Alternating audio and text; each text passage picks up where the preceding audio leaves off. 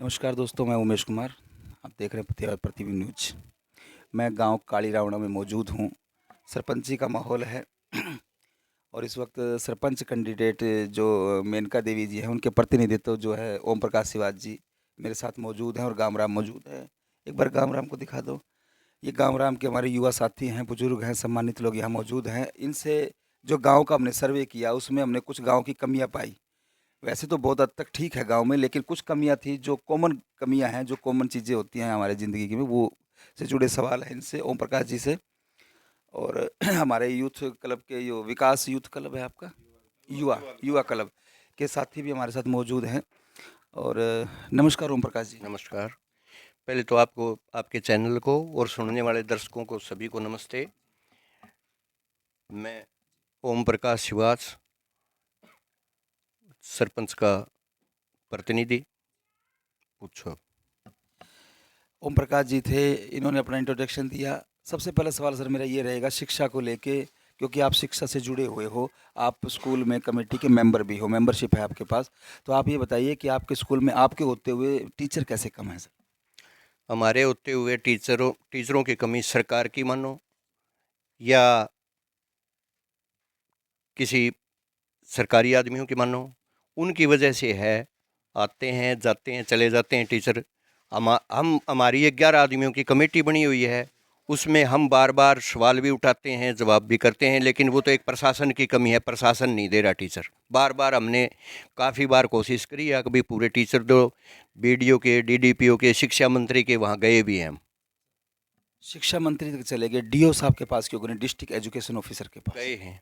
क्या जवाब दिया उन्होंने? बोले करेंगे, पूरा करेंगे, लेकिन होता नहीं। अभी मतलब है, जाने के बाद गए मैं। अब फिर हम दोबारा कोई 5 दिन 4 दिन पहले मैं स्कूल में गया था, तो उस दिन भी बताया टीचरों ने, एक टीचर आने की बजाय एक बदली होके और चला गया। दूसरा भी चला गया। हाँ। आना तो दूर, तो दूसरा भी चला गया, तो और कम हो गया, मतलब रिक्त स्थान भर गया आपका। सर एक चीज़ ये बताइए, डाणियों में जो हमने चेक किया, खाड़े नाले टूटे हुए हैं, और खाड़े नाले का टूटे हुए हैं, डैमेज है, लीकेज होता है पानी। तो हमारा जो जमींदार है, जो हमारे देश की नींव है, जब सिरे तक पानी नहीं जाएगा तो फसल कैसी होगी और हमारा देश आगे कैसे तरक्की करेगा? क्या कारण है? वैसे तो पत्रकार मुद्दे, बात यह है कि ये काम जो है ना, खाड़े नालों का, ये सरकार का काम होता है। लेकिन फिर भी अगर ऐसी कोई बात है, खाड़े नाले टूटे हुए हैं और हैं, तो हम जो है ना, हमारी तरफ से, पंचायत की तरफ से ज़रूर प्राथमिकता देंगे। ठीक है। रिपेयर कराने का काम करें। बिल्कुल रिपेयर कराने का काम करेंगे। और मनरेगा के तहत जितने भी खाड़े, कच्चे खाड़े हैं, पक्के खाड़े हैं, उनको समरवाने का, उनकी साफ़ सफाई करवाने का काम करेंगे। सर लाइब्रेरी, ई लाइब्रेरी की व्यवस्था है यहाँ पे? हमें तो ई लाइब्रेरी की व्यवस्था है नहीं। वैसे 3-4 बार हमने लिख के दिया है, पूरी कोशिश भी करी है। अब बता रहे हैं कि भाई मंजूर हो रही है। वो हम लाने में कितना सक्षम रहें, ये तो आने वाली पंचायत बताएगी, या मैं बताऊं, या कोई और सरपंच बनता है तो वो बताएगा। तो डाणियों के रास्ते भी कच्चे हैं, तो सरपंच के अंडर आता है सर? डाणियों के रास्ते इस बार कुछ तो हुए हैं, 1-2% हुए हैं। और पूरे गांव के रास्ते कच्ची गलियां थी ना, वो कच्ची थी। इस बार पूरे गांव की गलियां गलियां पक्की बन के तैयार हो चुकी हैं। हमारा रुख, मतलब सरपंच का रुख, यूं मानो कि खेत के रास्तों के लिए होगा। आने वाले अगर आपको जिम्मेदारी हाँ, मिलती अगर है। मेरे को जिम्मेवारी मिलती है तो। सर डाणियों में पानी की, पीने की जो सप्लाई है वो भी बाधित है, और गांव में कैसे? गांव में सप्लाई तो वैसे ठीक है, लेकिन कम आती है। जगह जगह टूटी हुई है ये पाइपलाइनें हैं, ये भी टूटी हुई हैं। और 1-2 बूस्टिंग स्टेशन की जो है ना, हमारे गांव में सख्त ज़रूरत है। क्यों? पूरा गांव एक वाटर वर्क से मतलब पूरा पानी का लोड नहीं उठा सकता। जी। तो सर एक सवाल अपना यूथ को लेके है, जो किसी तरीके से हमारे किसी कारणवश, जो हमारे दो दो चार, हर गांव में दो चार भाई हमारे ऐसे यूथ जो नशे में चले जाते हैं। जब आपको ये जिम्मेदारी गामराम देता है, तो उन हमारे जो भाई इसमें लिप्त हैं, उनको किस तरीके से निकालने का और समझाने का क्या काम करेंगे नशे को लेकर? जो भाई, जो बच्चे, जिनके बच्चे मेरे मानो, गांव के हैं, वो मेरे हैं।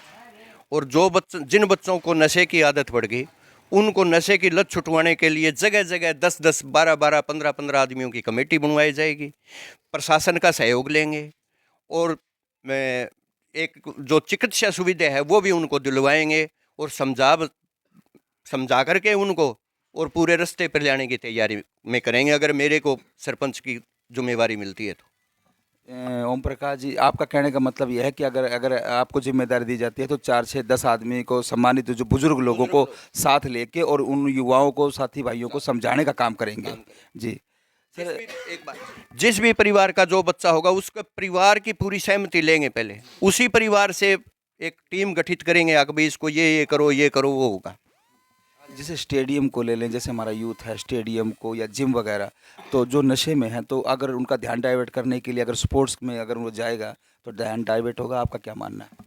बिल्कुल सही है ये, और हम कोशिश भी करेंगे कि भाई वहाँ कोई कोच वगैरह या कोई सुविधा जिन बच्चों को मतलब खेलने की, दौड़ करने की और की जो सुविधा होगी वो पूरी मुहैया कराएंगे।